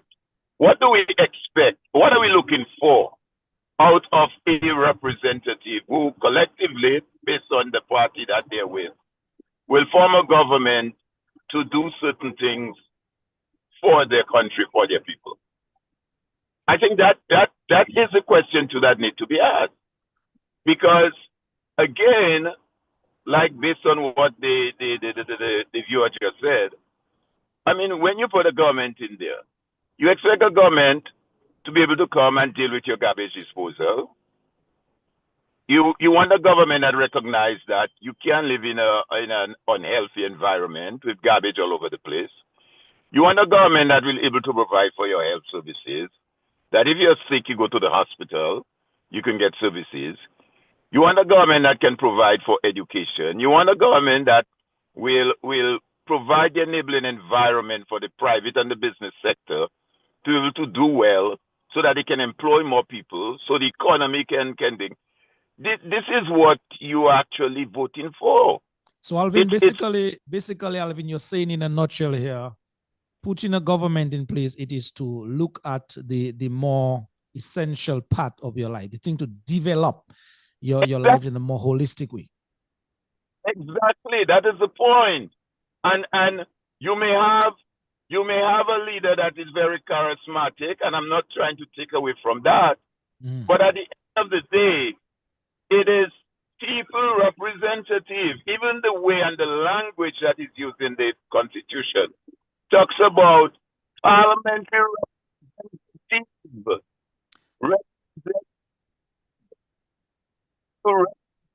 I think you are going in and out at this time, so we apologize on your behalf for that, sort of intermittent break, but we well understand you are driving. But you see, Alvin, let's get back to the live feed. Guvelma Hambrin is saying here, or is writing here, if there is a commitment from all parties contesting the next election of legislating fixed date elections, the voter turnout will be forever high, that person says. That person continues there. The complacency of voters is because the system can be easily manipulated and corrupted. People fear victimization from both parties. Hence, they are not willing to attempt to convert a single person left or right for fear of victimization. We need that sort of commitment. The party which doesn't give the commitment should be outrightly rejected, and goes on finally to say half of our electoral problems can be solved by legislating fixed date for election. Said, I think we went over that how many times, but that is straight on the head. That is fundamental. That is critical. I'm telling you, because what the Jamaica situation shows us is that if you control financing, And if you can come to the point of the democratization of that electoral commission is a critical thing. And if you have that taking place, look, we have a commission that doesn't speak. It doesn't speak because the outsiders in the commission do not feel empowered to speak, because they're not involved in any decision-making process, because the electoral commission is a political appointed institution. We cannot have the electoral commission being the pawn of the government. The whole mission will be failed, because what we're doing is we're looking at the electoral commission as a political institution. But like I said, the job of the electoral commission is to create a transition from a British system that empowered politicians to a native system, endemic indigenous systems that empowers citizenry. And that is the job of the Electoral Commission. And in Dominica, we were too short-sighted in understanding the role of the Electoral Commission. We got caught up in political party dimensions of the understanding of the mission of Electoral Commission. It is bigger than party dimensions. It is very critical in our development to nationalism, where we can move beyond these party lines and really become Dominicans politically. That is the job of the Electoral Commission. True. Zed, I took note as well, read the video clip that we played earlier. As part of the electoral process in Jamaica, there's what you call debates. There's also the formation, up and running, a debate commission, they call themselves. Your thought, Alvin, your thoughts on having a debating competition or discussion among leaders before the citizenry goes to the polls? Well, that is extremely important, Lofty. I mean, in any democracy in 2025, in this 21st century, how can you justify the fact that a leader of a political party or two political parties are contesting for a general election, and there is not a conversation among themselves in terms of a debate whereby the electorates can hear from them what their plans are, what their issues are, what are the policies that they would be embarking upon on behalf of the people. I mean, it's mind-boggling that and in particular, when you have a situation where a sitting prime minister refuses to debate the leader of the other party, the opposition. I mean, this is just unheard of. And that is where, again, it behoves the people to be so civically engaged. And when I say the people, I'm referring in general, the business sector, the trade unions, to hold these guys feet to the fire and say, no. You aren't coming to me unless I can hear from you in some form of a debate. Person from the media. Alvin, again, you are going in and out. Sorry about that. Zed, any thoughts on that debating situation in Dominica? Lofty, again, if the commission was an empowered civic entity, Roosevelt Skerrit could be defaulted. It's the institution of empowerment that we do not have, and what this guy passed, he further reduced the empowerment of the institution. That's why I tell you, that's why Alvin talked about the 37% in Jamaica, and I get him, and it's true, it's correct. But at the same time, we have to look at the empowerment of the institution, the articles of the Constitution. They're active and alive, they're empowered, and that is what we don't have in Dominica. Our institutions are disempowered, and the more laws these guys bring is more disempowerment. It's sad, but I do not, if this thing continues, I do not see Dominica as a political solution. I see Dominica as a civil unrest solution if it continues. I mean, and that's where it looks like it's going. Because if the institutions keep being, diluted and impotent, then what choice are you leaving the people? What choice are you leaving the people? And I think if we had a more active civic capacity in the society, that would have already happened. Because Dominicans are not happy with Roosevelt Skerrit. Period. They're not happy with Roosevelt Skerrit. There's a lot of, friction on the other side, and slowly it's getting better. People are seeing them more. But again, folks can be more collective. You have a meeting in Wesley. I don't see any Marigot rep there. I don't see any, close society there. I don't see, you have a meeting in La Plaine. I don't see anybody from Castle Bruce. People have to understand, man, that if you're not going to make a collective effort to solve the people's problem, then you are also part of the problem while Roosevelt Scary stays in power. And we're going to have to start to deal with you if you cannot collectively be a cohesive force to represent the people, even in opposition. Said someone is and asking that has to you. be made clear. Said someone is asking you that question there to explain when you said about the commission, the electoral commission being a de-empowered entity. Well, I mean, look what happened, man. You have Hillary and James on there. They are outnumbered. The very basis of the institution is not organized for democracy.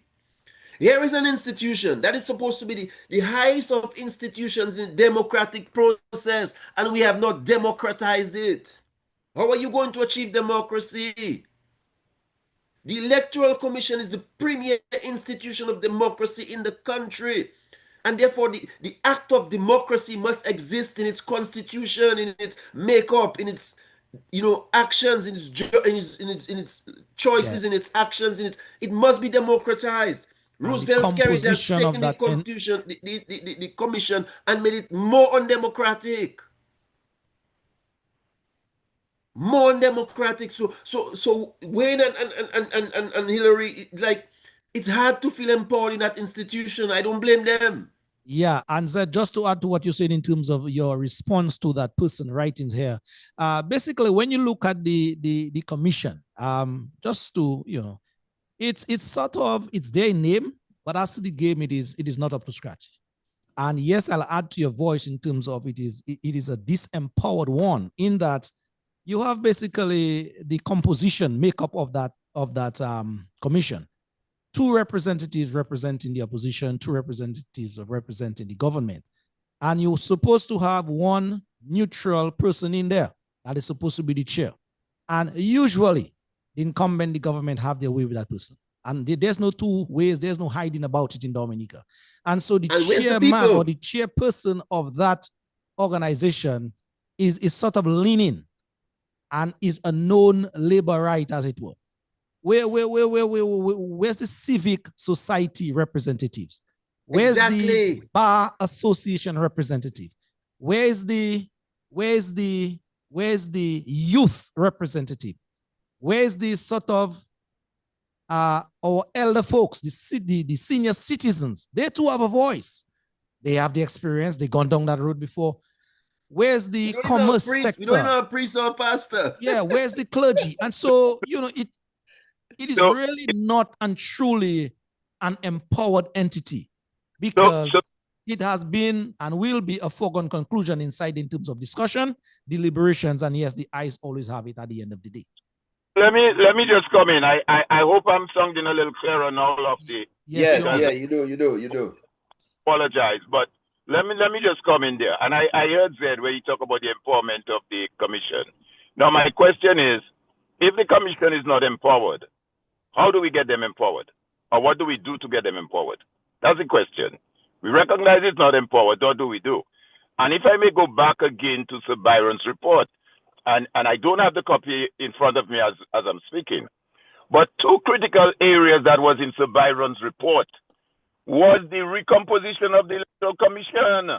Exactly. In the report, and campaign financing, 2 critical elements. We're in report. Now, we sat back and allowed that report to be shelved, to be thrown away. $1 million of that exercise. Almost $1 million, because quite apart from the $750,000 that was contracted to Byron, there was additional Alvin, again, unfortunately, you are coming in and out. It's very unfortunate. We'd really like to hear comments, but you're going in and out, my brother. Sorry about that, indeed. Zed, let's go back to the live feed whilst, we try to but Alvin's own point, you see, but But here is the whole thing. At the end of the day, Lofty, it still comes back. That's why when I said zero capacity, I know I didn't mean to hit, but sometimes you have to use the language of extremity to really get the gravity of the situation.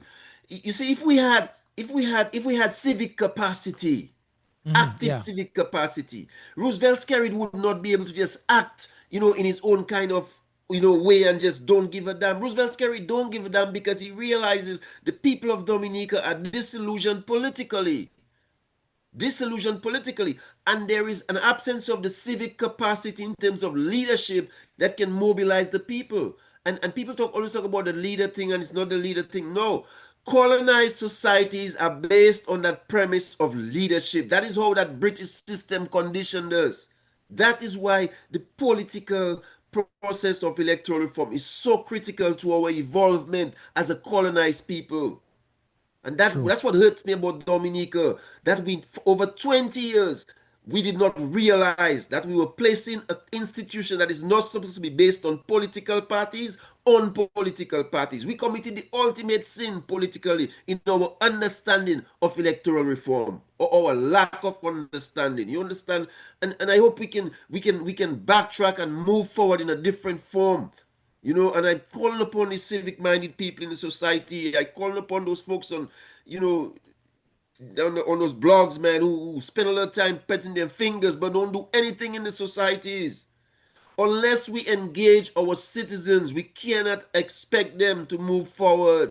True. Point As taken, Zed. difficult as it is, civic Point taken, Zed. engagement has to take Peltier is place. The writing there a number of political comments from parties that cannot person. solve this by themselves. They Yeah, cannot. true. Political strategy, Peltier writes here, in the Caribbean, it's at its highest level. All we are doing is keeping the people hungry so that they can fight each other for the little food. And that person comes back and say, I am of the feeling that even those who call themselves politicians do not even understand the political process indeed. A final comment awesome. here, a final Indeed. comment from a number of comments here from Peltier says, so have they done with the village councils in all communities? There is so much political interference in all areas, even when they are town hall meetings. Even when there are town hall meetings, notice the dynamics of the representations. They are all imprisoned by dirty politics. And that person finally said, Zed, I am in agreement with you. Mali Austria, brother Zed, people can't talk. People can't protest. He bullied the citizens in Jamaica. Wholeness can't tell the people, isn't your dream, isn't your damn business, sorry, go to hell. Wholeness was, let me see that here. Wholeness was driving in a constituency. The people run him, tell him, go away. He answered back, tell me where in Dominica citizens can run scared. He sent police and RSS on the people. Mali is writing here. Zed, your comments, we have to bring it down in just a bit, in about 12 minutes. Lofty, Zed and Alvin. Lofty, I think one of the things we have to talk about is the militarization of our police force.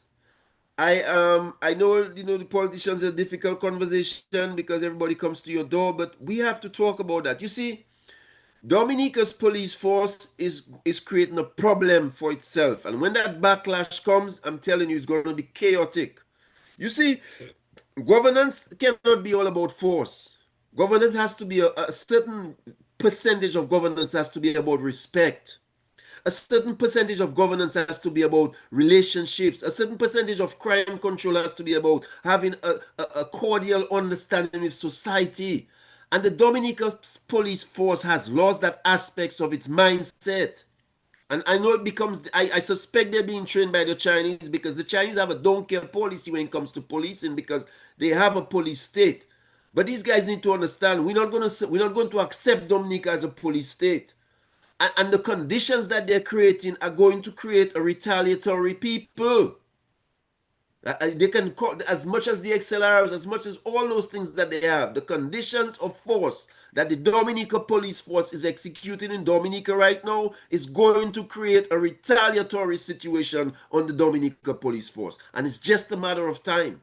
And somebody needs to talk to these people, Because you cannot be patrolling a place like Dominica, and every little event, every little activity, you have to come here like you're on some paramilitary mission, like Dominica getting invaded. So the police is setting up a retribution process for themselves. It happened in Jamaica. Until Jamaica learned, you have to focus more on on community policing than just force. And it has changed. The crime factor is down in Jamaica. It didn't go down when they had more gun and military on the street. It went down when the police started doing a mix of military and community policing. And the Dominica police force needs to sit down and talk to itself, because the conditions it is creating in Dominica is going to be problems for the police in just a few. All right, Zed. Ferdinand Lawrence right here. Zed is absolutely correct. Wayne and Shillingford is absolutely powerless and might be compromised. There is no independent organization in Dominica, and there will not be as long as Roosevelt Skerritt remains in power. Ferdinand Lawrence. Yeah, and the sad part of that reality, Lofty, is it looks like it's civic society that has to remove Roosevelt. That's the sad part about it. It looks like the conditions of the people are going to get so extreme that it's civic society. Because remember, Lofty, when these guys had money, they didn't take care of Dominica. It's not now that they don't have money that they're going to be able to take care of Dominica. So the situation is going to get worse. It is going to get worse. What is the guys employing? Police. What are they hiring? Police. They're not hiring other things. Police. Police they're hiring. You understand? Because they realize where this situation is going to end. It's going to have a climax. And they're lucky they're not a few, radicals moving that civic movement that don't give a damn in Dominica. I'm telling you, they're lucky. Because it can happen. Because the people are frustrated. It can happen. You understand? Yeah. All right, folks, as we're about to wind down in just a bit. So, Zed, in terms of your closing comments, Alvin, you're home now, we realize that. But in terms of you guys' closing comments, the topic at hand, we started with at 6 o'clock, really low voter turnout, which seems to be a trend now in Dominica / our region. What are you guys' sort of final take? What are your solutions in terms of a resolution as to how to, inject that interest in our politics, not just in Dominica, but in the region again? How can we infuse that level of enthusiasm moving forward? Alvin. Brother Alvin, you want to go ahead or you want me? Yeah, no, well, let me just say again, Lofty and Zed and to the Civic Vibes, let me just apologize for coming on late. I had a little conflicting family issues, to deal with. So that prevented me, but I'm happy I was able to come at the tail end of the conversation and to add my little 5 cents to it. But yes, to speak directly to the question that you asked, I think it goes back, and we've said that many times on this program, to civic engagement. And when I talk about civic engagement, I'm talking across the board. Once all of these guardrails have been removed, and Zed sort of alluded to that, you remove the guardrails as it relates to institutions that are creatures of the Constitution, the Public Service Commission, the Police Commission, the Electoral Commission, the business sector. I mean, when all these guardrails are removed, then you have a society that is on the verge of chaos. And let me just say, though, that I know some pundits are quick to say, even in Dominica, I heard it on the government side as well, that, there can never be another Miss 79. And I said to them, think again. When a people is oppressed, a people are going to strike back. The question as to when, I can't tell you when. I can't tell you they'll strike back in 2025 or 2026, but they're going to strike back. Eric Gary came into office, political office, in 1950s, thereabout, somewhere in the 50s. Good point, Gary. And he was thrown out in 1979. Okay? In March 13, 1979, he was thrown out. And then we know the rest is history, what happened with Bishop and Court and the rest of that. Okay? So, the situation in Dominica as well. Just recently, I was on a program, a Global View program, where we were looking at the aftermath and the lessons learned from May 29th and Hurricane David. And there was those of us on the program put it into some perspective. And while some may want to believe 1979 just happened, just got up one morning and people decide on the 1979, it didn't happen like that. It started as early as 1968. 68, okay? You had the Hush Your Mouth Bill, the Seditious Act, where then, as a matter of fact, it was Alvin, that same year. Not cutting you, but we really press for time, and I know there's much to be said about the 70s era, but we have to sort of condense the presentations now and sort of lock down at 8 o'clock. Sure. So in terms of the question again, what are some of the solutions, Alvin, for the main solution or inspiring the electorate once more? Is civic engagement, period. Civic engagement. And that can take several forms. It can start among youth group, it can start on the block, it can start with young people, it can start one-on-one. And there are young men sitting on the blocks in St. Joseph, in Roseau on the red bench. I think we have to start that civic engagement and get people more involved, more engaged. They become more enlightened. And as a result, with the information that they have, the knowledge that they've acquired, they're in a better position to make decisions that affects their daily lives. Bottom line, that was his. And we have to, in doing that civic engagement, we have to relate it to the individual. What's in it for me? Why should I get engaged? And why should I not? And what are the consequences of not getting engaged? So civic engagement. All right. Well said. Well put, Alvin. Civic engagement ×3. That is the solution to the problem that we are talking about tonight. Zed, your final comments. Thank you very much, Alvin. Well, Lofty, I'm glad we used Jamaica today. I'm very happy we used Jamaica to launch this conversation because Jamaica is the model. Jamaica is the model. A democratized electoral commission that the government cannot control is fundamentally important to a democratic society. Fundamentally important and necessary. So we need to be clear on that. This madness that Roosevelt Skerrit accomplished a few months back, bro, we have to eradicate that process when we take over that place. Eradicate it, because we have gone back into the dark ages electorally. Back in the dark ages. So I think Jamaica is. The idea of campaign finance reform and the way it has handled a corrupt country like Jamaica and made some changes over 2 elections is, it's something that we need to have campaign finance reform. And we need to focus on these major things because these are institutions of empowerment. That means avenues where it's not just talk. It gives you the ability to act. And unless we have the ability to act against the politicians, we will not be able to curtail their corruption and their continued misuse of our governmental institutions. And I think Jamaica teaches us that is the way we have to go. And as difficult as it looks, Alvin pointed it straight up. It's a civic society that has to come alive in Dominica. The issue of protest, people took off protests like some violent things. If violence is what's getting us, let us start having peaceful protests. Let us start having parties. We can have song systems, and have civic parties, resistance parties, playing our music, gathering. We're not coming in no mission of war. We can build those things. You understand? So we have to find solutions within our endemic heritage. So if it's CO season it is, then let us start. Well, we gather in as CO. But it's resistance we gather in and it's we're building because all we have to build is a crowd large enough for the police to realize you have to behave yourself.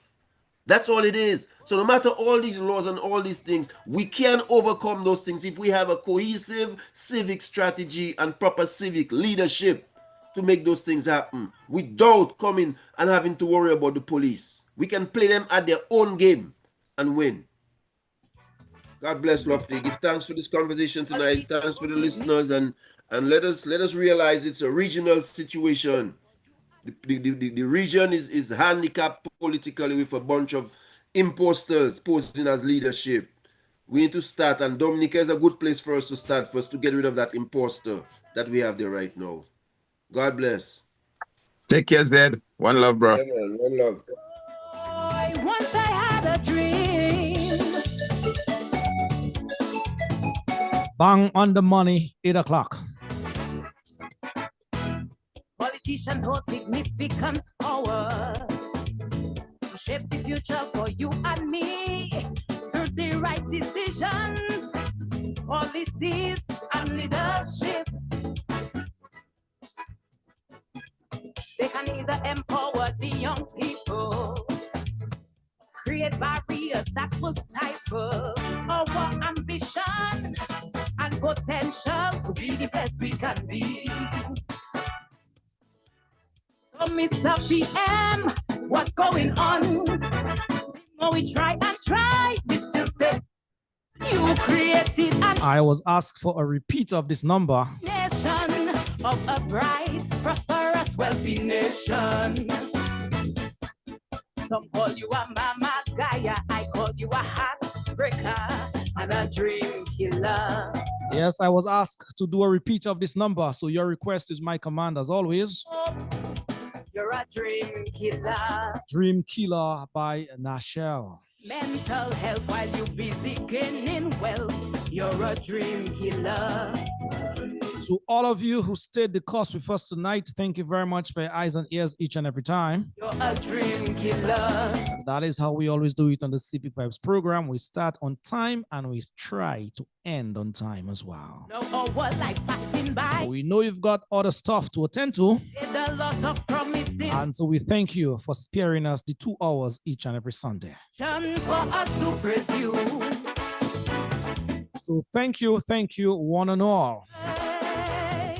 To our esteemed guest tonight, Brother Zed Lloyd, thank you very much.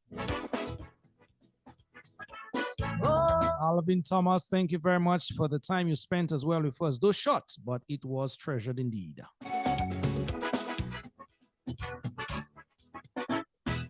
So many sent overseas to study, especially those who support the party. Them workers were blue bags that their parents gave you the X. But every time Felicia come on Facebook Live, the thing she exposing makes me want to cry. And I wonder why you acting so sly and how my fears getting by. They say up. So all of you attending school tomorrow as school reopens, for most of you, we at Civic Vibes wish you very, very well indeed. Promises while the students down on their knees. We're hearing of the Dominica Grammar School that is on my old alma mater will be reopening on the 15th due to circumstances totally beyond their control. We had plenty hope. But for the majority, come tomorrow back to school. So we wish you guys all the best in your studies. You're a dream killer. And on that note, come next week, if the good Lord above is willing, you're a dream killer. There's a 90% chance we'll be hearing from an educator in Dominica. No, I don't say a former educator, he is an educator. Mr. Arundel Thomas. Smiling. So stay tuned, folks, for that conversation sometime next week, Sunday, same time, same place, right here. Hey. Oh, Felicia had a dream. So that is it. 4 minutes past the hour, 8 o'clock in the region and the world further afield. Thank you very much each and every time. The Civic Vibes crew, thank you very much for your hard work in the back. With hard work and determination, we can reach our destination through access to capital, education, and mentorship. But consider yourself as a young man, stuck in the cycle of stagnation, where corruption creates limitations and overwhelming sense of frustration. Every day he faces the harsh reality. He cannot provide for his family, losing his dignity and his sanity while still waiting for his opportunity. Some call you a blood sucker, I call you a heartbreaker and a dream killer. So folks, that is it for me. No, we can't cope. Have a good week, all of you ahead. Disregard of mental health while you busy gaining wealth. You're a dream killer. Some in NEP working for small money. You're a dream killer. You present a lot of things. Marshall, thank you once more for this big number. And the man himself behind this number as well, Malon Kings Rudel, thank you as a due indeed. That's it, folks. We're out.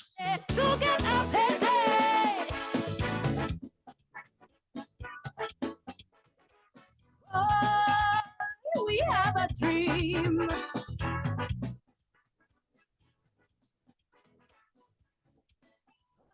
We have a dream.